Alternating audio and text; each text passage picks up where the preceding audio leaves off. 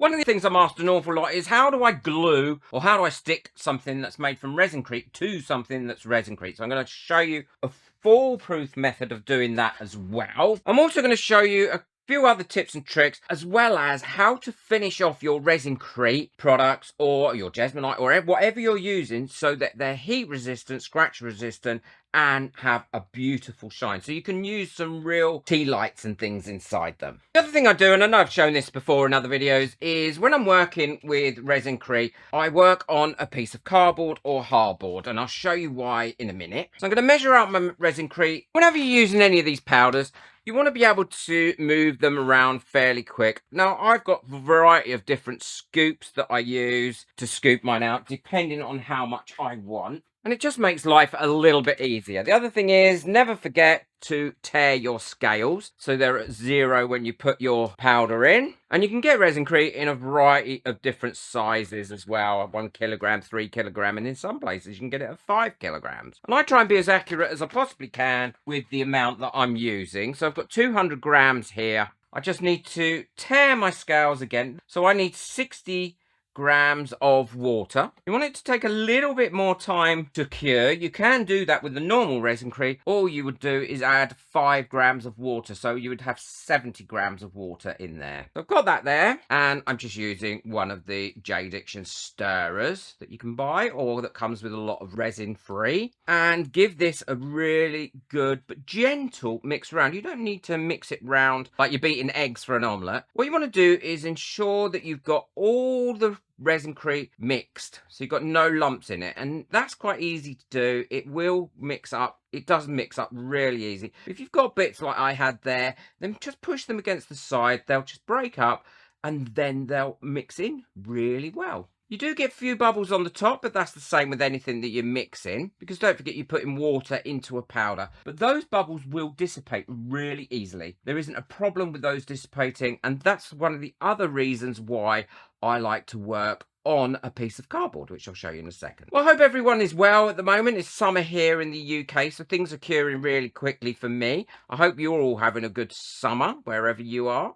I've had to cut down my videos at the moment to 1 a week, which is a bit of a shame. And that's just because I've got so much going on in my private life, looking after people who need looking after and running around. And also, I've not felt well myself recently. I've had quite a lot of mental health issues recently, and I think it's due to burnout more than anything. So I apologise, but I will get back to normal fairly soon, I think. Or I hope, fingers crossed, and I'll be releasing 2 videos a week again on each channel. I can't see any unmixed resin in that now, and I want this to be marbled with a couple of different colours. So I'm going to be using a bit of red to marble this with, along with some yellow. And then we'll get a nice marble effect, and where these 2 colors meet, then there'll be orange. And the best way to do that is just take a stick and then marble these up a little bit like that. Don't overdo it, because then they'll just mix up. That should be enough for me. And now I'm going to pour this down into my mold slowly, because you don't want it to be all going out the top as you're doing this. And then just before I get to the very top, what I'm going to do is a bit of squidgy widgy around the edges here to make sure I've got it in those edges. Bit of tappy wappy, and then pour in a little bit more until it's right to the top. And the reason it's on a piece of card is I can then give it a bit of a jiggle like this, which will help release any of the bubbles that are there. Pop them.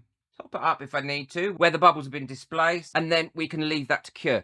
Now, you can demold resincrete after 30 minutes if it's just simple mold, something like this. But something like this, I would suggest you don't demold it until at least 5 hours have gone by, or the next day, because these are delicate, very delicate, and you don't want to be breaking them.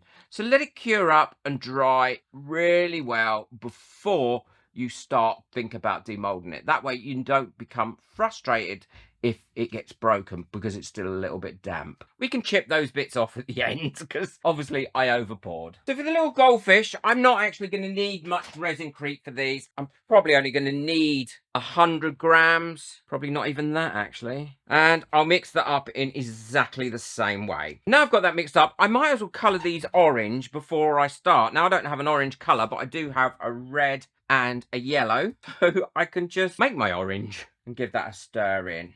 Now, when you're making these orange, if you want a solid colour, you do need to make sure that you've got that very well mixed in, right the way to the bottom. I'm happy with that. Not sure if it's the right colour or not, but it looks it to me. I'm going to pour these in slowly to fill these moulds right up.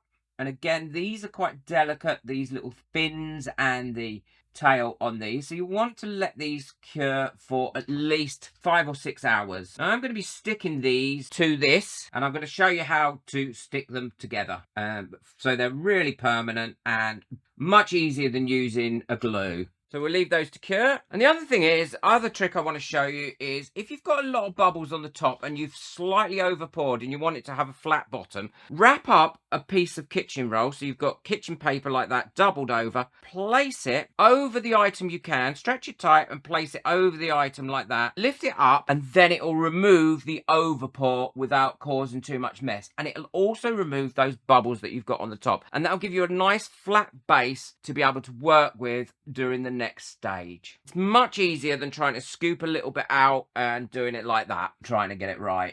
The other way to do it is if you've forgotten that, to do that step at that stage and you have overpoured like this, when it's a little bit still damp, go round with something like this. Doesn't have to be sharp, it can be like this plastic thing here, and while it's still damp, you can take off the overpour and then it will cure up nicely and give you a great finish. So this last piece is the base where these are going to be attached to it. Now I want this to be blue, so I'm going to put a bit of blue in it to start with. I don't want it to be blue and white marbled. It's not the look I'm going for. So what I want it to be is like a blue and blue marble. So I'm going to mix that in really well into all that white Resin-Crete to start with.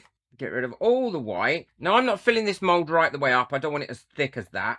I've got that a light blue, and now what I'm going to do is add some more of this Resin-Crete colour drops in here. Get a smaller stick and then marble that up in there like that. And now I'm going to pour this. There we go. And that's how deep I want that. I'm going to let these all cure up, and then I'll show you what I'm going to do next to them. How to make them so they're heat resistant, how to glue them all together, and how to get a beautiful finish on them. So these have been curing now for about 5 hours, and they should be dry enough for me to take out of this mold, but you still need to be careful and delicate with them because the mold will help retain the moisture, but by taking them out then they'll dry a lot quicker. Look how pretty that is. That has come out beautiful. And like I said, these are quite delicate, so pull the edges away first when you've got something delicate like this. Don't be tempted to yank it out. Look at that. You see? Now I can leave these overnight on some paper and they'll dry lovely. This is the one that always worries me because it's quite large, but this, thankfully, this is quite a stretchy mould. This should come out, and I'm hoping it's going to look in itself a bit like fire.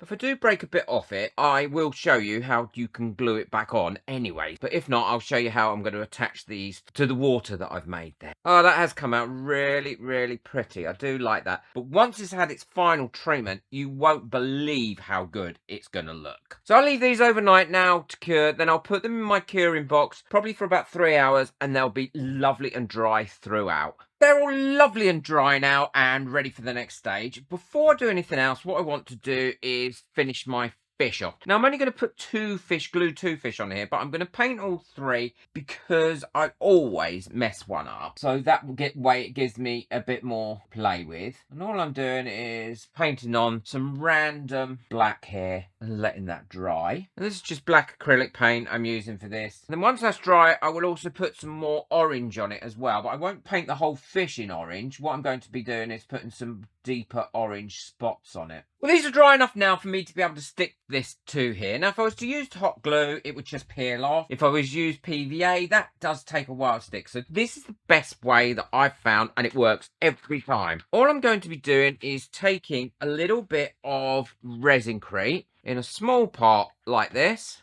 and that's going to be more than enough that I need. And then just adding water to it until it gets to a specific thickness that I'm looking for, and I will show you that in a second. Be careful when you're adding your water because you can add too much, because once you've mixed it in, it kind of does turn into a more of a paste. So that little amount of water was absolutely ideal. So that's the kind of consistency that I'm looking for, quite a thick consistency. Now, I don't want that to be white, so what I'm going to do is just quickly put a little bit of colour in that. Far too much, so I'm going to take some of that out and give that a mix round as well. Okay, and adding that colour has made that a little bit runnier than I want it, so I'm quickly going to just add a little bit more Resincrete to that. Again, I don't want it too runny. You'll get used to the consistency as you're mixing this in and it's kind of dissolving. There we go. It just took 2 drops of water because I over thickened it to get it to the exact consistency that I wanted. And that is that. And now I've chosen my fish. I'm going to be using those 2 fish. And then all I need to do is pop this, a thin layer of this over the bottom. And this is before you seal it. You don't want to seal this first because if not, it's got to penetrate through that sealer to get in there and create a bond, and it's not going to do that. And then once you've got that on there, you can make a decision where you want it, and I want it there, and then push it down so you've got a really good seal. Now, if you've got any bits where you've splodged it onto somewhere else, the easiest way to get that off is just use a wet brush while it's still wet itself, and that will move any of those little bits away. Look, I got a splodge there that I didn't want, so that's going. And there's one there that I don't want, so that's going as well. And then leave that to dry for at least a couple of hours before you do the next stage. And there's one more stage to do to this that I'll show you once this is completely dry. But these are both dry enough now to do the final part. And what I'm going to do is use this Jade Itch and Gloss Sealer, which is made specifically for Resincrete, but it will also work with Gemini, Eco Resins, Plaster of Paris, all those things as well. It makes it water resistant if you just use 1 coat, but watertight if you use 2 coats. Heat resistant, stain and scratch resistant. Now, to get it in the inside here, all I'm going to do is pop a little bit in there, take my sponge, which comes with it, and it's always better to use the sponges because you get a really nice, smooth finish. It gives a lovely sheen like that. You don't get any brush marks or anything else happening with it. Okay, so I'm happy with that. Now for the rest of it, I'm going to just pour a little bit into a pot. I will, anything I don't use, I'll pour back into my bottle when I'm finished. And now I'm going to go around this, again, using my sponge to apply it all the way around. And that is going to bring that to life. I will link it in the description below, and if I've got a discount code, I did have one, but I'm not sure if it's still available. But if I have, I'll link it below. And my discount codes are normally on top of any discount that is showing. So if it says there's a 20 or 30% discount, and I've got a discount code, they normally work on top of that, so give you that extra discount. Massive thank you to all the people who got me a coffee last month. As you know, I've been struggling to get videos out in the last couple of months due to family reasons and mental health reasons. So I've only been able to get one out a week on each channel. So thank you to everyone that got me a coffee because you've really helped keep me going. And also all my members whose names are coming up now. If you'd like to become a member of my channel, it really is great membership and you get so much from it, and the community that we've built are so supportive and friendly. I'm sure my members will tell you that. So that's that one done. Now I'm going to give that one a second coat, but this one I'm only going to give 1 coat to. And now it's all glued down. Everything's there, it's permanent. None of that's going to pop off or come off. All I need to do is get in there everywhere with my sponge, and look how beautiful. Can you see the difference now where that has been done? It gives such a great effect. Now, once you've been over it, what I would suggest is don't keep going over the same space because it will dry and then you'll start to give it a more of a satin finish. But then if you like that finish, then do that. It's exactly what you should do. But so just go over it like the once here. Look, bit of it on there, go over it with. And then once this is all sealed, if you want to, you could put this into resin, which is what I will probably do with this at some later date. So keep an eye out for that project. Hit that subscribe button and the notification bell so you don't miss out. Can you see how this brings this to life? And I'm going to let this dry for 24 hours before I go and put a second coat on this, just to ensure that that is fully dry and it's all been lovely. It's all been lovely and absorbed. I'm going to squeeze that out because I don't want to be wasting any. And then I'm going to pour that back in my bottle in a second. And these sponges will wash out in water. no problem. So wash them out, reuse them again. Well, these are fully dry now. Look how that has come out. It's so glossy and shiny, and the fish as well. Probably will put that in resin. If I put it in resin, then I'll have to seal this base as well. This is ideal for popping candles in, either battery operated, or now, as long as the flame isn't directly in contact with the resin-crete, because you don't want that to happen, then you're absolutely fine to be able to light tea lights in there. And as you can see, that has come out really, really pretty as well. Adding the gloss coating enhances that no end. It brings out those colours and gives them an extra vibrant. Hope you've enjoyed this video, these tips and tricks. Boot that like button, hit that subscribe button so you don't miss out when I do put this into some resin. Be sure to check out the video that's coming up next as well. I think you'll love that, on how to waterproof your vases and things like that. But most of all, enjoy your resin. Take care. Bye.